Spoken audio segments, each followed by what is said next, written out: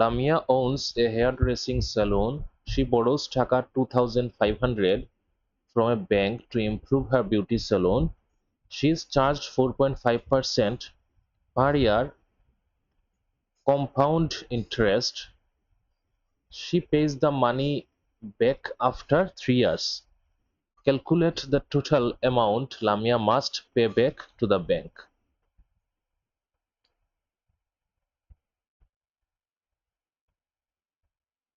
তো এখানে লামিয়া 2500 টাকা ব্যাংক থেকে লোন নেয় এবং তাকে 4.5% চার্জ করা হয় অ্যানুয়ালি।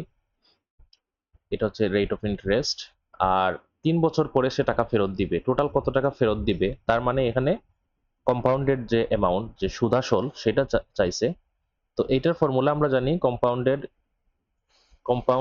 প্রিন্সিপাল, যেটা কম্পাউন্ডেড প্রিন্সিপাল বা প্রিন্সিপাল ইন্টারেস্ট মানে সুদাসল, যেটা চক্রবৃদ্ধি সুদাসল, সেটা হচ্ছে P into 1 plus R to the power N, বা এটা অনেক সময় P into 1 plus R by 100 to the power N এভাবে লেখা হয়। তো একই কথা, আরটা আমরা পার্সেন্টেজে নিলে এটা লিখবো, আর আর শুধু সংখ্যায় নিলে এটা লিখবো আর কি। তো আমরা এখানে পি 2500 হচ্ছে আসল, আর হচ্ছে 4.5%, তার মানে 4.5 ডিভাইডেড বাই 100, এভাবে লিখবো আমরা। যদি আর লিখি তাহলে 4.5% কে আমরা এভাবে লিখবো। পার্সেন্ট মানে হচ্ছে আর সমান 4.5%, 4.5% মানে হচ্ছে বাই 100, আর এন হচ্ছে এখানে 3 বছর। তাহলে 2500 ইন্টু এখানে নিচে 100, উপরে 104.5 হোল কিউব। তো এখানে এটা ক্যালকুলেট করতে হবে।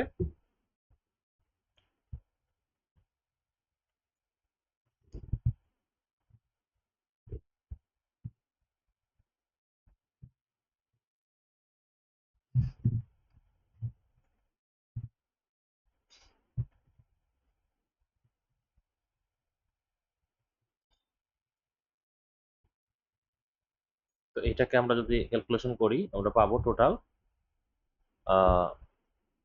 2852.92, এটা হবো। তাহলে সে 3 বছর পরে লামিয়া পেব্যাক করবে এই অ্যামাউন্ট। এটা হচ্ছে অ্যান্সার।